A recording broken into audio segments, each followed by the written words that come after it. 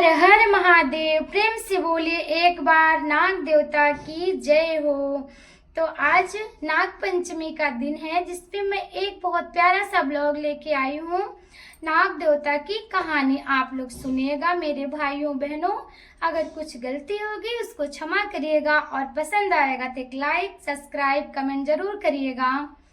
प्राचीन काल में किसी नगर में एक सेठ जी रहते थे। उनके 7 पुत्र थे और सातों पुत्र शादीशुदा थे।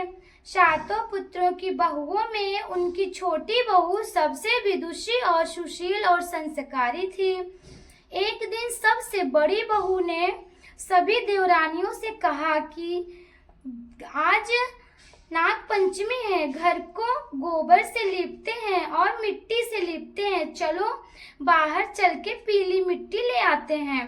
सारी बहुएं ने तैयार हो गई और डलिया लिया, खुरपी लिया और खेत में चली गई मिट्टी लेने। जैसे वे मिट्टी खोदने लगी तब तक वहां पे एक सांप निकला। बड़ी बहू ने उस सर्प को मारने के लिए बहुत तेजी से खुरपी लेके दौड़ी। तभी छोटी बहू ने बोला, इसे मत मारो, यह बेचारा तो निरपराध है। यह सुनकर बड़ी बहू सर्प को नहीं मारा। तब सर्प एक कोने में जाकर बैठ गया। छोटी बहू ने सर्प से कहा कि आप यहाँ से जाना मत, मैं अभी आती हूँ। ऐसा कहकर छोटी बहू अपने घर चली गई सांप को दूध लेने के लिए। जैसे वह घर पे पहुंची वह अपने कामों में बिजी हो गई और अपना किया हुआ वादा भूल गई।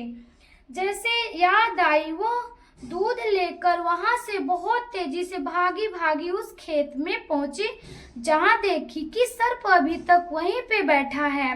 सर्प को देखकर वह बोली, भैया मुझे माफ कर दो, मैं अपने कार्य में लीन होकर अपना किया हुआ वादा भूल गई। सर्प बोला, मुझसे झूठ बोलने के लिए मैं अभी तुम्हें डस लेता, परंतु इसलिए तुम्हें आज छोड़ दे रहा हूँ क्योंकि तुमने आज मुझे भैया बोला। तो चलो ठीक है, आज से तुम मेरी बहन हो गई और मैं तुम्हारा भाई। चलो मांग लो। छोटी बहू से बोला कि जो वरदान मांगना हो आज मुझसे तुम मांग लो।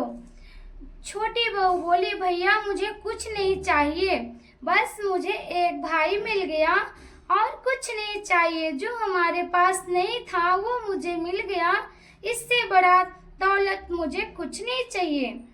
और जब मैं अपने भाई को पुकारूं तो बस चले आना। कुछ दिन के बाद सेठ जी की सारी बहुएं अपने पीहर जाने लगी और छोटी बहू से बोली कि तेरा तो कोई पीहर ही नहीं है, तू कहाँ जाएगी। इतना सुनकर छोटी बहू रोने लगी। तभी वहां सर्प एक मनुष्य का रूप धारण करके उसके घर आया और बोला, मेरी बहन को भेज दो। तब सबने कहा कि इसका तो कोई भाई ही नहीं है, फिर ये कौन आ गया। तब वो बोला, मैं रिश्ते में दूर का इसका भाई लगता हूँ। विश्वास दिलाने पर छोटी बहू के घर वाले उसके साथ छोटी बहू को भेज दिए। रास्ते में उसने छोटी बहू से बताया कि मैं तुम्हारा भाई सर्प हूँ, तुम्हें अपने साथ अपने नागलोक ले जाने के लिए आया हूँ। तुम डरना मत और मेरी पूंछ पकड़ लो। छोटी बहू ने सर्प के किए अनुसार जैसे ही भाई ने बताया वैसे ही किया। नागलोक पहुंची, वहां का ऐश्वर्य धन देखकर आश्चर्यचकित रह गई। जब छोटी बहू नागलोक पहुंची देख के सारे धन दौलत आश्चर्यचकित हो गई और सर्प उसे अपनी माता के पास ले गया।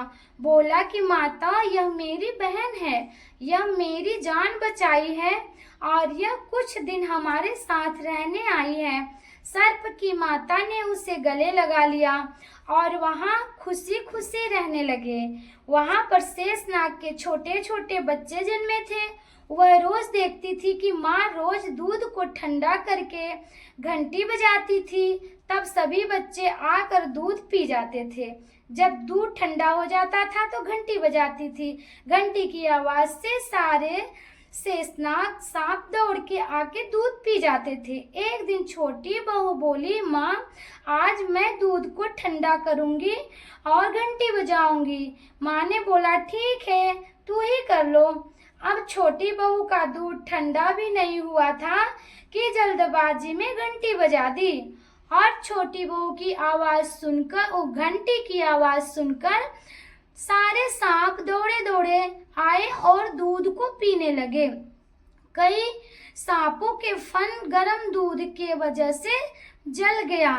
अब सारे सर्प क्रोध में आके बोले, आज मैं इस लड़की को जरूर डसूंगा, छोड़ूंगा नहीं।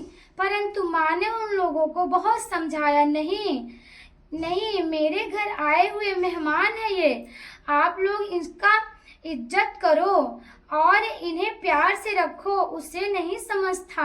आप लोग को गर्म दूध पिलाया है, इसके लिए हम आप सबसे माफी मांगते हैं, इसे क्षमा कर दो। तो सारे सांपों ने उस लड़की को, छोटी बहू को माफ कर दिया।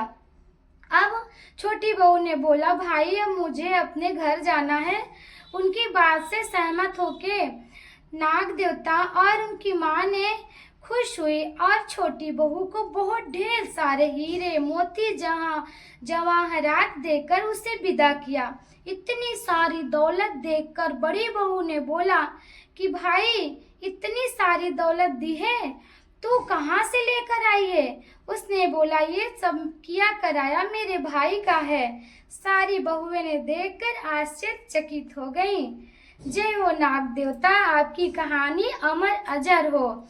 हमारी ये कहानी कैसी लगी आप सब कमेंट में जरूर बताइएगा। प्रेम से बोलिए नाग देवता की जय हो।